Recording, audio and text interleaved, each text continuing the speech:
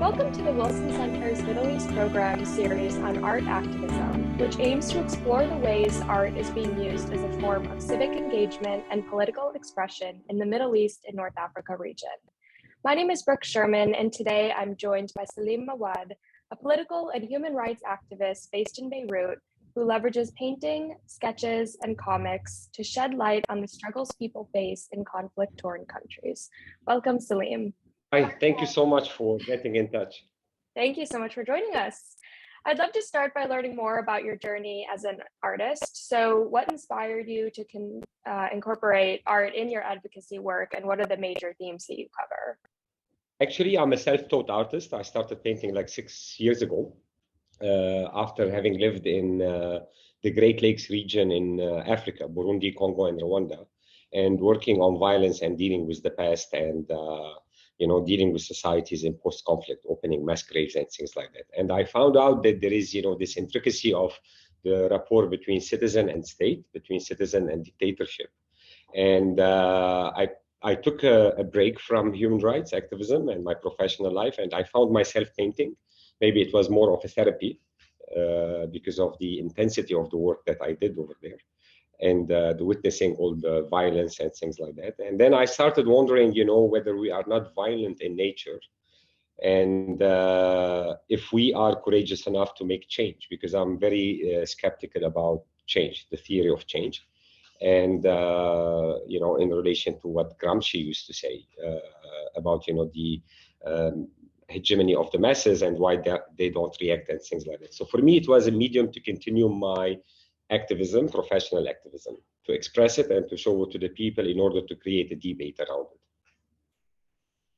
Sure, that's really, really wonderful, compelling story. So when you first started to teach yourself art and then release your first several pieces that were specifically, political in nature, what did you find? What was the reception? What did you find that was different about using art for your activism that is different than more conventional forms of reporting and being involved politically?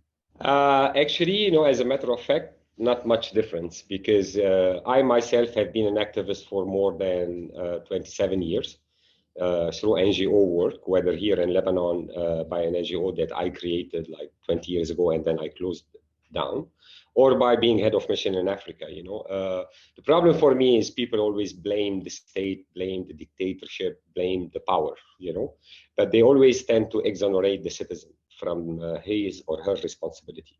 And I really find there is a huge power in the citizen if it's well used, I'm very much intrigued, why do we witness revolution, especially, with the Arab Spring, we see things, climaxing and then they go down and nothing happens, because the people are not ready. People are not ready for the reflection. And when I paint, my art, unfortunately, is not well welcomed in the societies where I work, And I was wondering for a long while, why, what's wrong with it? And then I realized from my experience in dealing with the past, in a way, I'm giving people a mirror to look in, when you don't deal with the past, the violent past, and then you move from war to peace, in a consensus between the warlords, and they rule over you by means of universal suffrage, which is election, means there is something wrong. But the paintings, they refuse it. And it took me some time to understand that it's a reminder of where they failed, maybe, or we failed as human beings. So it's not only related to the Middle East, it's related to the human condition, because I use a lot the Minotaur in my work, which is half human, half animal, the bull.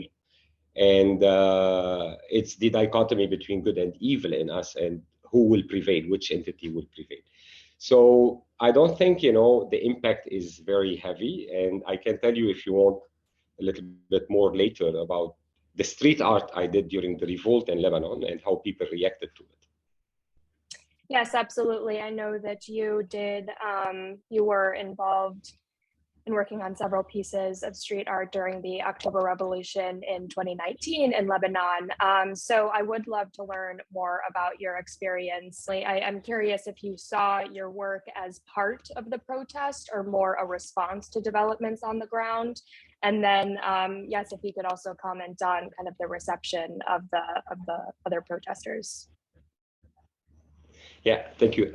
Actually, it's very well formulated, the question, whether it was a reaction or it was a provocation. I believe that art should provoke ideologies and ideas, and I can modestly say, and unfortunately, maybe my work on the street was the only work that carried a ideological political message, because I was always asking for a civil state, changing the laws, personal status laws, allowing for civil marriage, gay rights, because here in Lebanon, all these personal status affairs are ruled by spiritual courts, religious courts. We don't have, for example, in Lebanon, you cannot have civil marriage. You have to go to Cyprus, to France, because here the law doesn't allow it. So I had a clear ideology, which is civil state. People responded in an amazing way, because they were asking, what do you mean by civil state? Whereas, they were saying we want to abolish sectarianism. So it showed me, that there is still a long way to explain to people, raise their awareness about what we're fighting for before we can achieve something. That's why I say it was not a revolution. It was more of a revolt of a group of angry people, and as per my work as a psychosocial expert, I strongly believe that, when you're traumatic, when you live a traumatic event, there's a cycle of life. You go from traumatic event to denial, to anger, to bargaining, to acceptance, until you change your past. So for me in Lebanon, the way I saw the revolt, what people call the revolution wrongly, I guess, it's a population that has been traumatized since '76.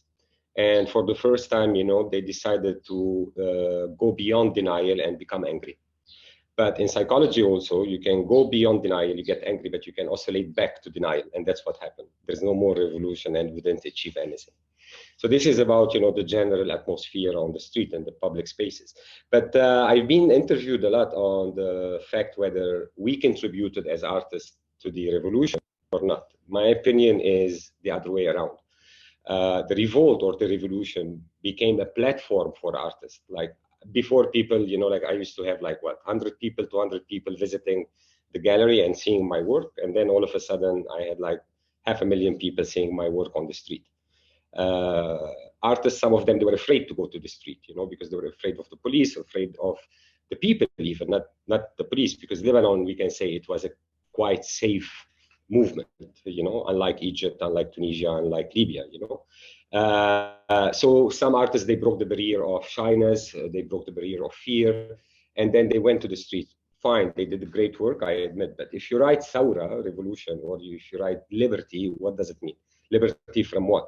Saura on what? What was the political ideology behind it? What kind of social economic system do we want? Do we want to be liberal, socialist, leftist, rightist, whatever, So it was too short, because short-lived, to a point that I guess the artists did not have the chance to start debating politically, to inform their art better or differently. So I strongly believe it was the other way around. The revolution, in between brackets, opened the space for the artists, even for the journalists, for the intellectuals, for the analysis. I cynically say it was good for the CV of many, me included. Sure, and you did, just start to speak about the other artists that were out on the street with you. I know that there have been street art is kind of a burgeoning form of protest, especially during the movements of the last decade or so in the Middle East region. So you kind of commented that you were a little bit of an anomaly, if you will, thinking that it was the other way around, that your art on the street really was a response to the people who were protesting. So what did you collaborate? What was your relationship with other artists who were out there? Was it all very independent? I know you mentioned that it was a little too short to really get into kind of the debating, if you will, with other artists, but how did you connect with them as opposed to other street protesters? Look, away from criticism, personally, I have a huge issue with NGOs, because NGOs, they assist the citizen. They even assisted the citizen in the revolution, and then we failed. So we are the assisted citizen. That's what I'm working on academically, to publish sometime, I found out straight away after like a couple of days that most of the artists doing huge murals, they were sponsored by NGOs. So like they were paying for their painting materials and everything and organized by artistic NGOs, which is fine, Whereas I refuse to work with NGOs, like I used to buy the cheapest paint possible, go there, paint it, and then give my message. So I spoke, to some of these NGOs, to start having debates, in the evening with the artists, what is the revolution? What are we revolting against? Blah, blah, blah. And then, try to come to the street with, and I'm not trying to control the art, I was trying, to get out of it a certain socio-political sense, and it was impossible, cooperation was not possible. I'm not denying the fact that most of them, they paint better than me, that's for sure. But again, as I said, unfortunately, in sociology, if you go back to the French philosopher Brooke, who used to say, we live in the society of spectacle. So if we look at the content of of most of the art, it came to respond to something that the state committed. Like, for example, the state decided to close the parliament, and then all of a sudden we had murals on the doors, on the walls surrounding the parliament, two hands trying to open the parliament. Okay, I'll open the parliament, then what do I do in the parliament? So the representation was always, a reaction to the oppression and not a step ahead, like, okay, fine. And I remember I did a huge mural, like 20 meters by 7 meters on the Grand Teatro in downtown, saying, we need to take the revolution from the street to the institution and call for a secular state. So for me, I had a plan, the chaos of the street is beautiful. Of course, it's beautiful. But for me, I cannot separate the art from the politics and from the culture. If we failed in our revolution and we left it at the level of anger, of course, art will follow, poetry will follow, literature will follow, analysis will follow, because, and here, I would like to respond to one thing you said. Unfortunately, in the Arab world, we're still too young to use street art and graffitis in a sense of creating a debate, It's not part of our culture. Partially like in Egypt and in Libya and in Tunis because of the oppression. Or, in Lebanon, because street art is not fancy. Nobody buys it, nobody pays for it, especially in Lebanon. You can go all the way to pay, $500,000 for a painting, So we're not used to it. And it was a start, Unfortunately, it went down after the revolt, and to a point that I got so frustrated. And when we were locked in because of COVID, I painted all the walls of my house outside, with messages about the revolution and COVID that will be back on the street, So we don't use art to follow current events or to provoke, It was a moment. It was a glorified moment, It was a climax for everybody, and unfortunately it dropped down. Sure.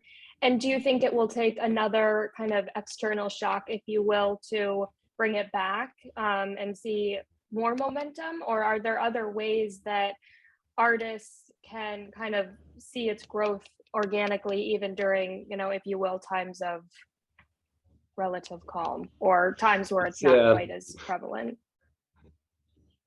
Actually, it's a very complex question, but I'll try to be brief.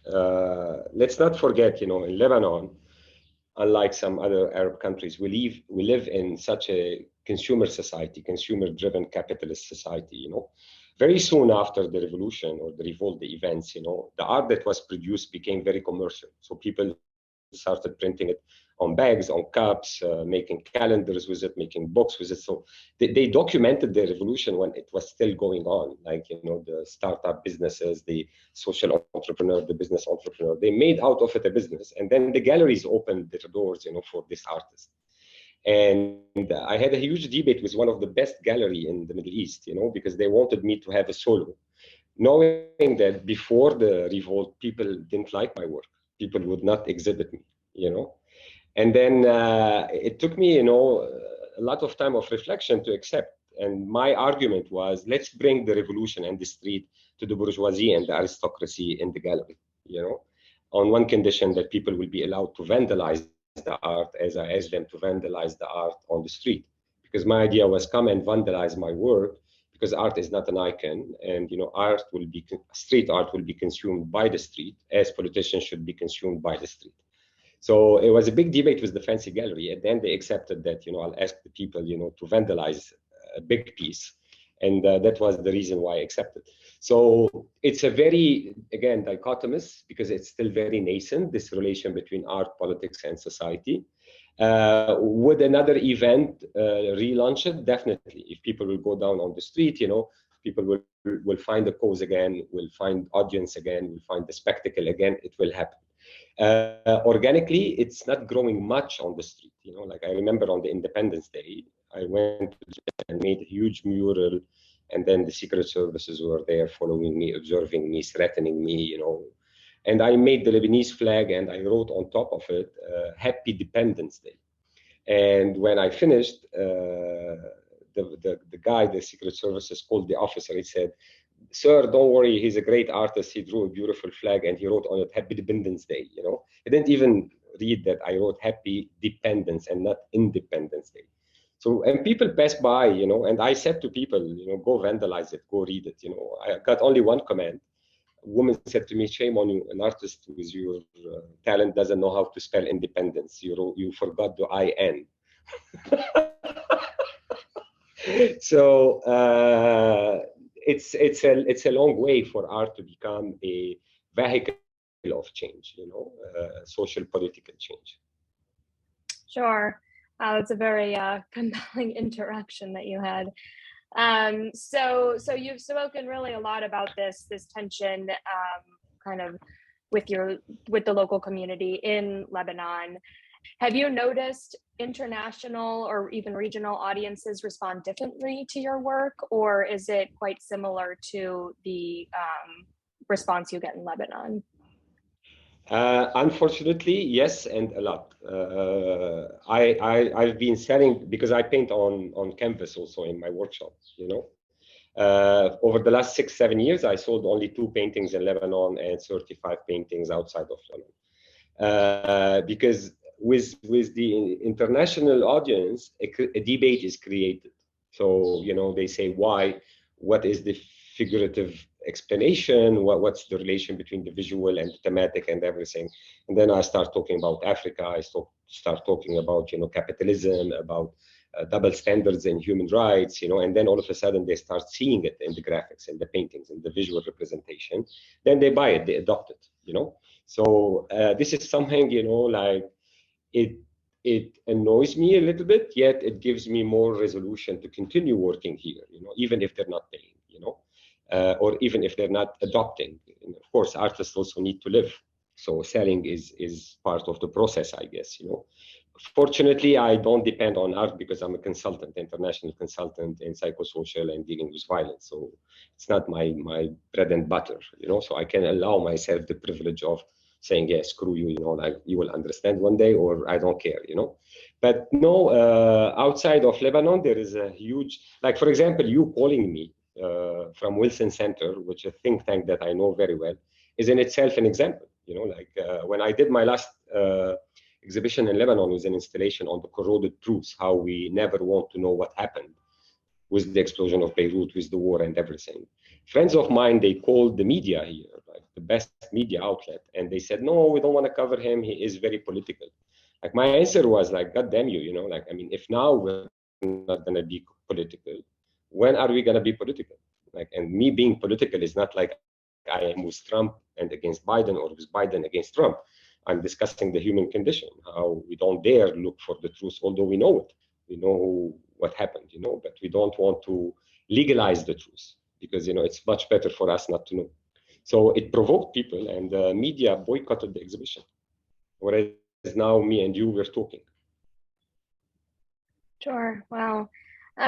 So reflecting back on when you started, teaching yourself how to paint 6 years ago, or how to be an artist 6 years ago, to today, what do you think you've learned over the last, 6 years as an art activist? Look, I always sketched, but I never, said, okay, I'm going to buy a canvas and start painting on it. Actually, it started when I was in Burundi, listening to the testimonies of people with gender-based violence, rape and mutation and whatever. So the time, you know, the interpreter translated to me what they were saying, I used to sketch the people in front of me on my papers, you know. And that's how it started. That's how I started being interested in representing, you know, the suffering of the people through drawings. Before I used to write reports, articles, you know. What I learned is, first of all, you know, art could be a therapy for the self, you know, because when I did my first 6 months of painting after leaving Africa, I looked at my work and I saw that it was so dark, so morbid or sad and everything. And then when I used to paint, I used to get anxious to a point that I had to take a Xanax or something, you know. And then I stopped for like 3-4 months and I came back to art. And I realized, you know, all of a sudden that it was my therapy to get over, you know, the 6 years witnessing violence in Africa and thinking about violence in Lebanon and everything. That's very important. It's a good lesson for me. Second is I learned that, you know, no matter how the message is hard, it should be presented, even if it's refused by the public. And I'm not talking about the graphic lab, because, you know, the big debate, you know, with the gallerist here in the Middle East is like, can you expose without the narrative? And I always say no, because if I don't put my narrative, you know, I lose the activism behind it, you know. And even I remember, you know, I drew one palm tree, you know, banana tree with a woman standing in front of it.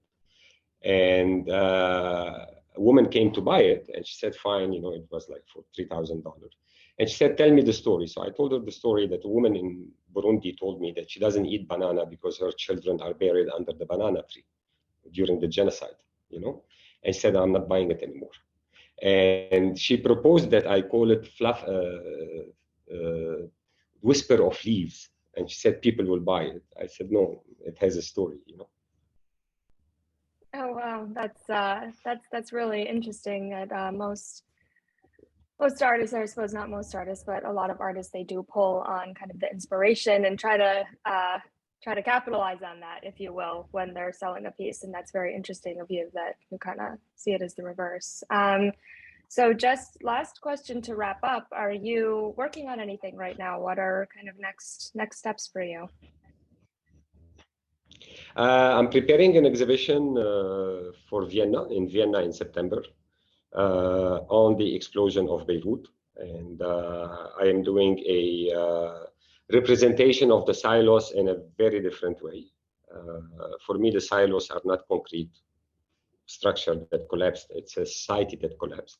So I'm using, you know, my figure, the bull, the Minatoris, to express the silos and to say, you know, it is our responsibility that we did not push all the way for the investigation. And in the same time, I'm taking this huge explosion to its universal dimension, because in my opinion, it was not only Beirut that was hit by this explosion. It's the third biggest explosion in the world after Hiroshima, you know. So the reaction also of the West, the East, you know, the geopolitics of it and everything, you know, to take me to a point which is very important for me. Is there something called universal resilience among universal citizens, which I doubt. So I did the work here in Lebanon, and there is a group from Vienna who are making a film about the explosion of Beirut, me included in it. And now I insisted that, you know, we move the exhibition and the work to Vienna and talk to the people in Vienna about what happened, and to have an exchange. Don't be always behind the camera and film me like a lab rat, you know.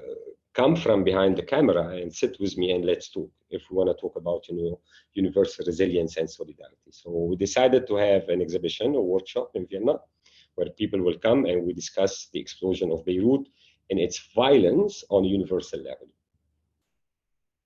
Wow, it's a really, sounds like a very important conversation and a very important piece of art that needs to happen. So thank you so much for joining us today, and looking forward to keeping